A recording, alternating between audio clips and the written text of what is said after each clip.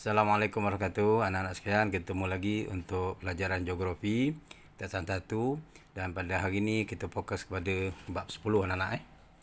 Bab 10, bentuk muka bumi dan saliran di Asia Tenggara. Jadi sebelum ini anak-anak telah mempelajari bab 6 bentuk muka Malaysia, dan juga bab 7 saliran. Jadi kalau kita tengok semula bab 6 bentuk muka bumi di Malaysia dan juga saliran, dia ada sikit persamaan antara Malaysia dan juga di Asia Tenggara. Jadi untuk bab ini anak-anak kita akan belajar 3 perkara lah yang besar. Yang pertama berkaitan negara-negara di Asia Tenggara, yang kedua bentuk bumi di Asia Tenggara, dan ketiga sungai dan tasik utama di Asia Tenggara. Jadi sebelum kita belajar lebih lanjut, mari kita tengok apakah standard pembelajaran. Maknanya objektif kita yang kita nak capai dalam pembelajaran bab 10 ni tadi. Yang pertama menyatakan nama negara-negara di Asia Tenggara.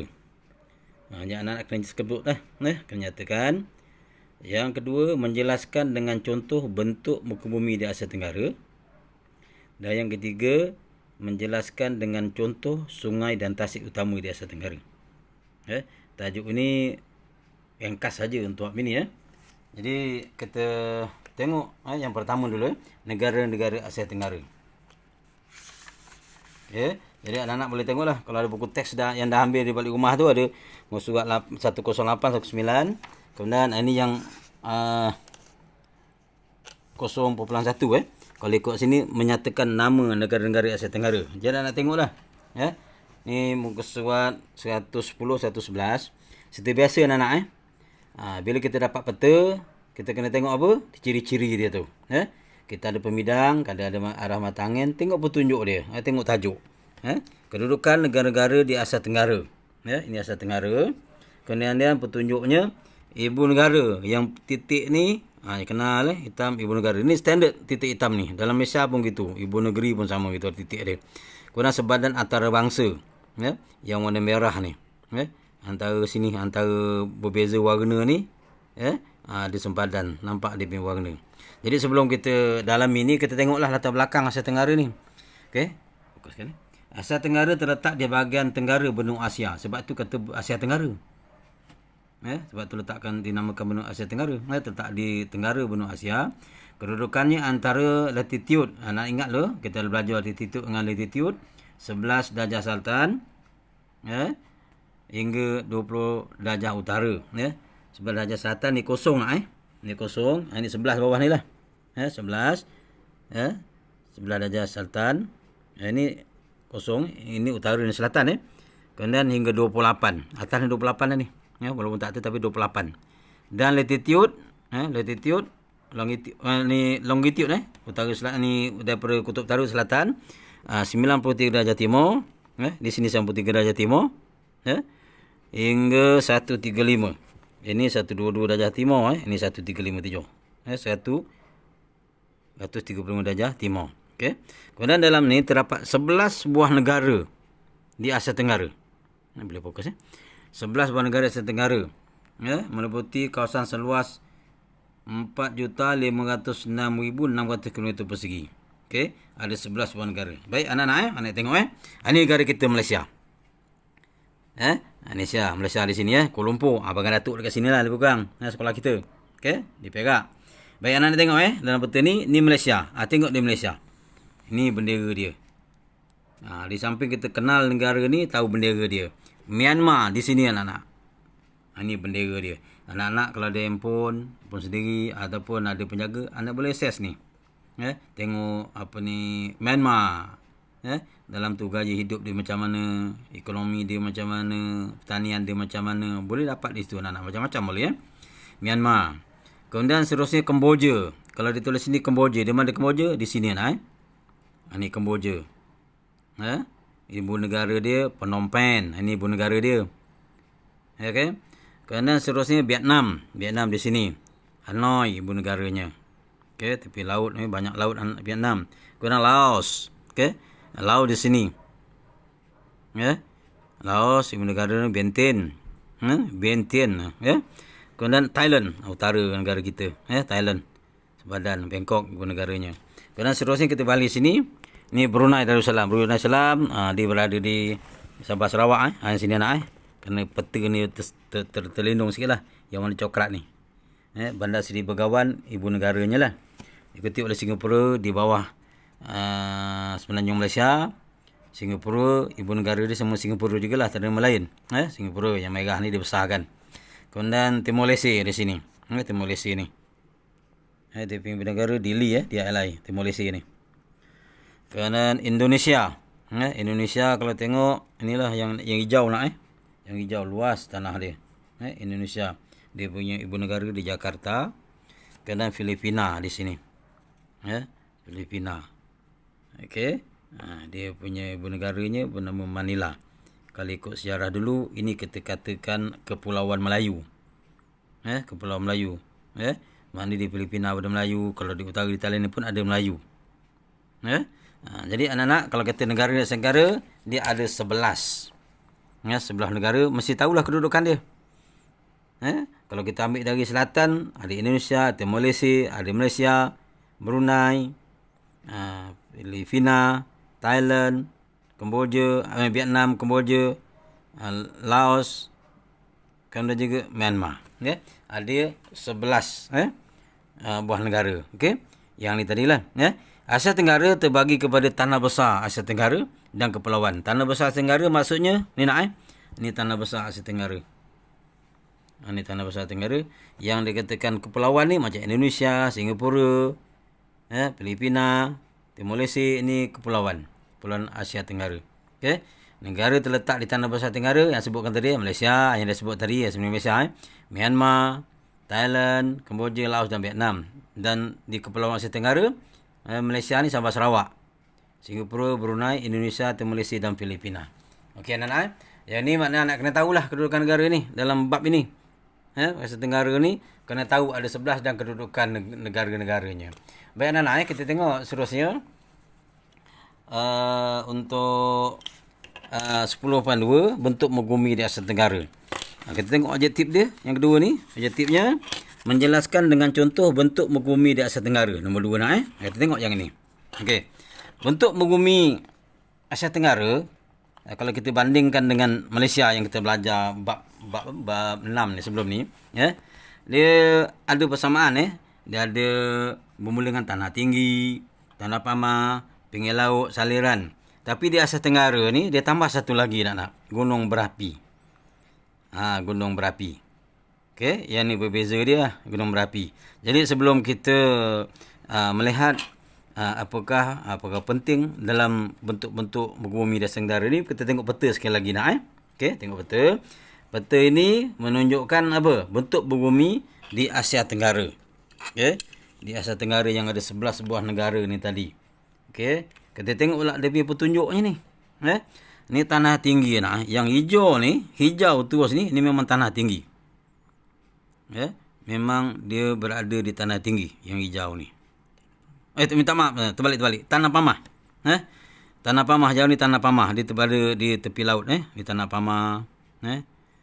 Okey, kalau tengok secara keseluruhannya, tanah pamah ni lebih kurang ada tanah tinggi. Kalau utara ni semakin banyaklah. Okey. Yang kedua, yang warna kuning ni tanah tinggi. Yang hijau tanah pamah, yang kuning ni tanah tinggi. Dia bagi dua saja. Tanah pamah tanah tinggi. Kemudian kalau tengok yang garisan macam cacing warna coklat ni tadi, pergunungan. Ini pergunungan. Ini dari sini nak Anda sebutkan dulu kan bagaimana terbentuknya tanah bentuk bumi di Malaysia di pemuncak di utara ni. Yang coklat-coklat ni, macam cacing ni pergunungan. Ni tanah tinggi lagi lah tengah-tengah. Ini ada. Di Sabah Sarawak ada, di Filipina pun ada. Kemudian yang tanda merah ni gunung berapi. Yang tanda merah ni gunung berapi, anda tengok Lalu gempa bumi kawasan Jawa yang merah-merah ni. Di Indonesia ni tanah Jawa. Ni Pulau Jawa. Okey. Kemudian ada di Filipina. Nampak lingkaran dia? Sini ada di Filipina. Kemudian yang titik ni biasalah sempadan antarabangsa. Okey baik, kita tengok bentuk bumi Bentuk bumi di Asia Tenggara terdiri daripada kawasan tanah tinggi, tanah pamah, kawasan pinggir laut dan ditambah lagi gunung berapi di beberapa kawasan di Indonesia dan Filipina. Sebut tadi Okey. Jadi Anda ngajar tadi supaya kita study lah kita punya peta ni dulu. Baru kita pergi di sini. Kita kena faham di sini. Okay. Okey. Pinggir laut. Pinggir laut mana yang semualah. Yang tepi-tepi laut ni. Tepi laut lah. Pinggir laut maknanya. Okey. Semua negara Asia Tenggara mempunyai pinggir laut kecuali Laos. Tengok Laos ni. Okey. Kalau di sini keliru, kita tengok sini. Peta sini Laos ni. Ini Laos. Laos tak ada laut. Lain semua ada laut. Okey. Laos saja tak ada laut. Nanti kalau soalan tanya mana negara Asia Tenggara tak ada laut, kita kata Laos lah. Laut yang terdapat di Asia Tenggara adalah seperti Laut Andaman. Laut Andaman nak tengok sini. Ini Laut Andaman ni. Ni sebelah Thailand ni. Thailand ni Andaman. Laut Cina Selatan yang tengah-tengah sini Laut Cina Selatan. Antara Malaysia, Sabah Sarawak, bawah Vietnam, Filipina sini. Okey. Kemudian Laut Jawa. Tengok sini. Laut Jawa. Kawasan sini ni Laut Jawa. Ni tanah Jawa ni, Pulau Jawa ni, Laut Jawa. Laut Sulawesi, Sulawesi sini. Ni Laut Sulawesi, nampak dalam tengok. Dan seterusnya Laut Sulu. Laut Sulu ni sebenarnya di atas ni, tak nampak di atas ni Laut Sulu sini ni, nampak ni. Ni Laut Sulu antara Filipina dengan utara Sabah. Laut Sulu. Kemudian pinggir laut Asia Tenggara cetek dan dikenali sebagai pentas benua. Kita belajar pentas dunia dulu. Pentas benua maknanya ikan banyak, kerana matahari sampai ke laut dan banyak tumbuhan dinamakan plankton untuk makanan ikan.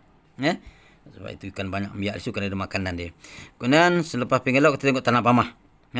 Tanah Pamah ni banyak terdapat di delta dan lembah sungai. Dah sebut tu delta macam mana. Delta yang hujung sungai yang mencapah, kemudian di lembah sungai. Lembah sungai maknanya di kiri kanan sungai lah. Lembah sungai tu. Kemudian kawasan yang subur dan sesuai untuk kawasan pertanian seperti penanaman padi. Okey. Nanti kalau kita masuk ke bahagian bab 11, nanti kita nampak kawasan padi, penduduk, kita nampak lah. Ini cara umum saja. Kemudian kawasan ini penduduk padat kerana pertempatan jaringan perhubungan yang dimana. Penduduk padat ni kerana pertempatan ni dipengaruhi oleh faktor ekonomi, faktor sosial. Banyak pekerjaan di situ. Menyebabkan dia mudah mencari makan jadi pekerjaan. Kemudian jaringan perhubungan mainkan peranan yang penting. Perhubungan ni sama ada darat ke, laut ke, sangat penting di sini. Kemudian sebagai contoh di atas Sungai Mekong di Vietnam. Nanti kita tengoklah. Sungai Irrawaddy di mana di lembah Minang Chopraya di Thailand. Okey. Seterusnya tanah tinggi anak. Tanah tinggi di Asia Tenggara terdiri daripada banjaran Gunung Lipat Muda dan banjaran Gunung Lipat Tua. Ini yang dia dah terangkan dulu bab tu. Gunung Lipat Muda dan Gunung Lipat Tua. Gunung Lipat Muda ni sebenarnya dia tidak stabil. Boleh stabil, boleh berlaku gempa bumi. Okey. Kalau yang Lipat Tua ni dah stabil. Malaysia ni Gunung Lipat Tua.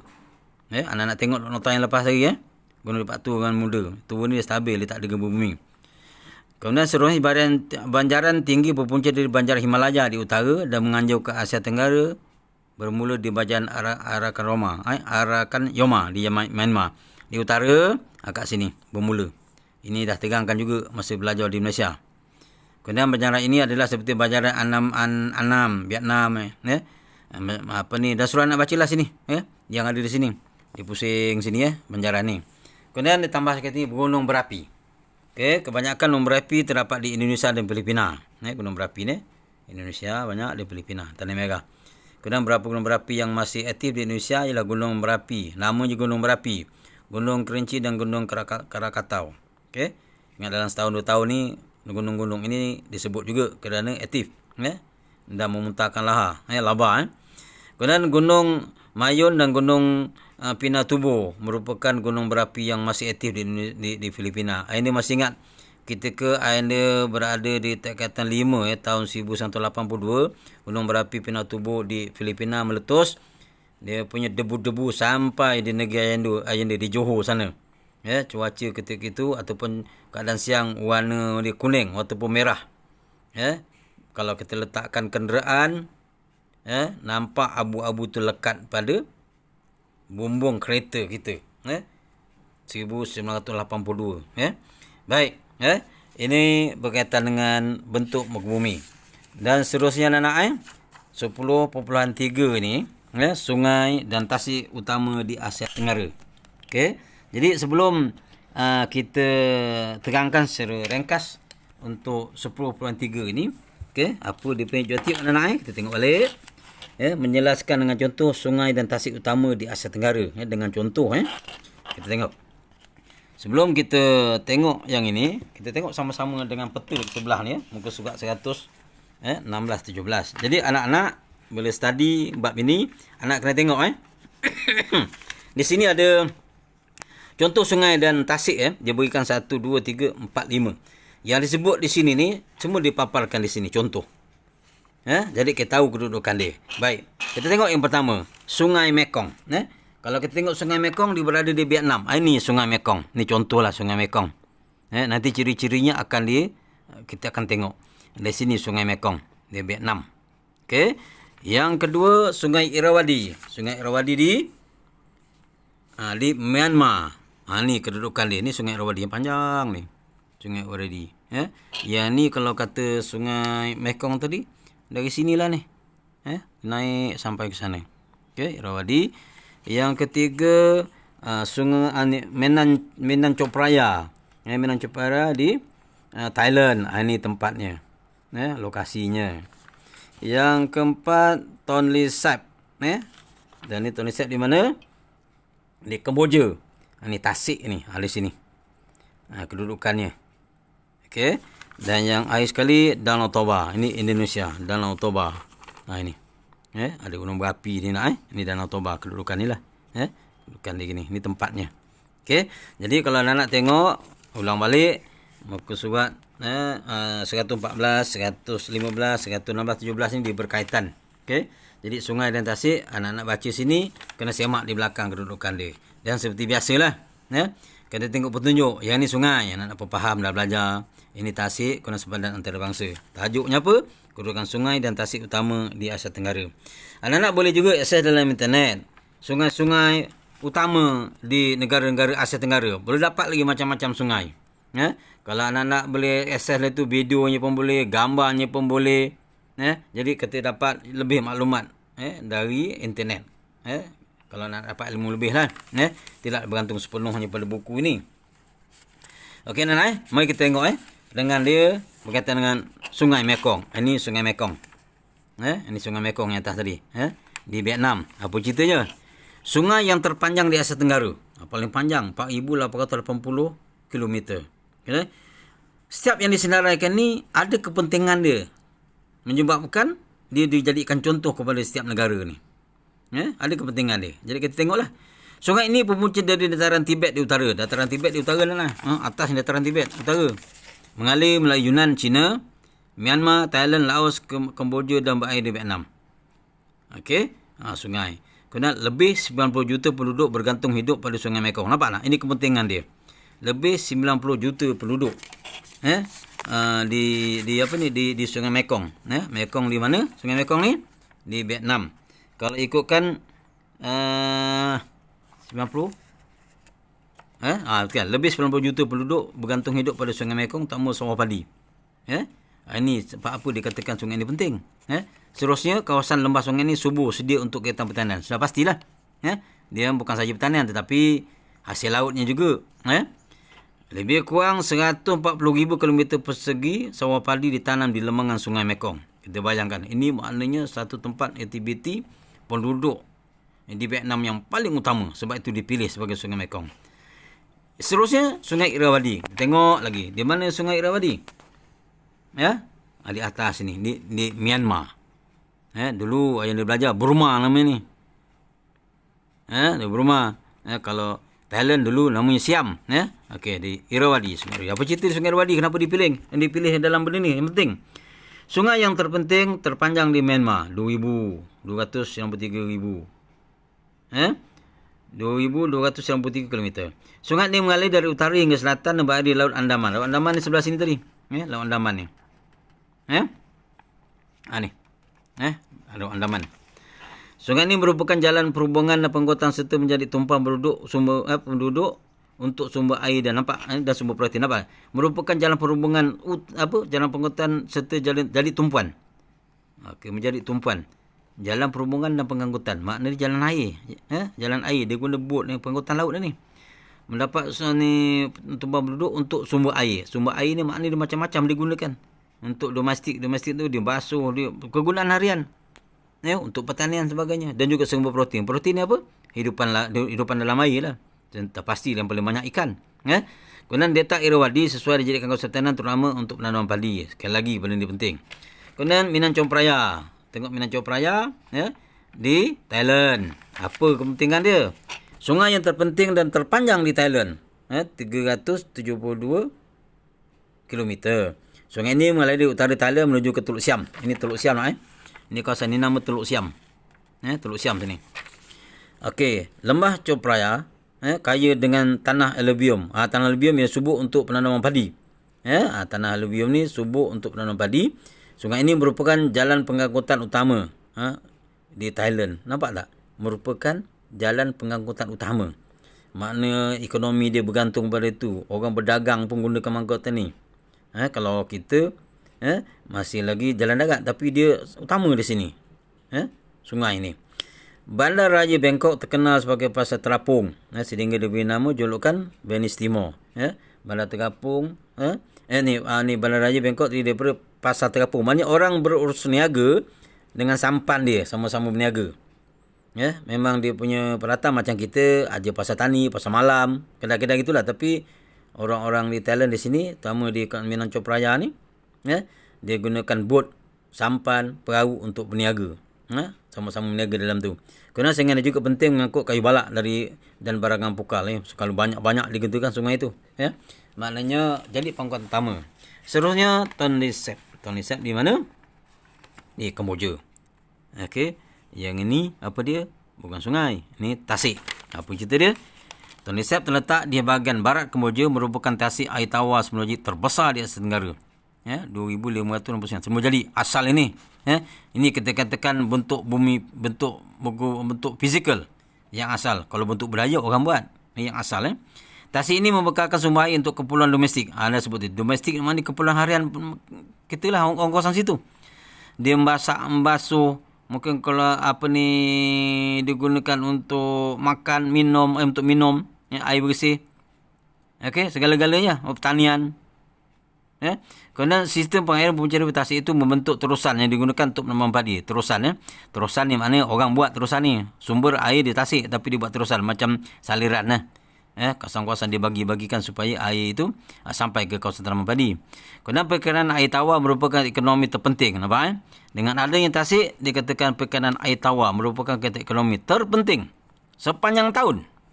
Mana orang bergantung harap pada air ni kena untuk perikanan air tawar. Air tawar ni dia bukan air laut, air tawar darat tasik tu, ikan air tawar. Pada musim kemarau, mana tak ada banyak hujan air sikit, tasik akan menjadi cetek dan kegiatan perikanan menjadi giat dijalankan. Bila air tasik dia makin menurun, mana ikan ni dia nakkan air, dia akan berkumpul satu tempat memudahkan orang tangkap ikan. Kawasan tak luas yang ada air. Okey. Kemudian tasik ini juga merupakan kawasan pelancongan dan kapal dapat mudik ke kawasan tasik melalui Sungai Mekong. Mudik mana dia masuk ke dalam, ke hulu. Daripada Kuala tadi, dapat mudik lah ke situ. Merupakan kawasan pelancongan. Orang berdatang macam Malaysia dia Tasik Kenyir lah. Jadi ini untuk aktiviti pelancongan. Seterusnya Danau Toba di Indonesia. Di Danau Toba di Indonesia. Okey, Danau Toba terletak di Sumatera Utara. Indonesia yang terkenal sebagai kawasan pelancongan. Ni Danau Toba di Sumatera. Ni Pulau Sumatera Aceh belah sini. Aceh belah sini. Ni utara Pulau Sumatera, ni Pulau Jawa. Okey. Tasik ini terletak di kawasan pergunungan.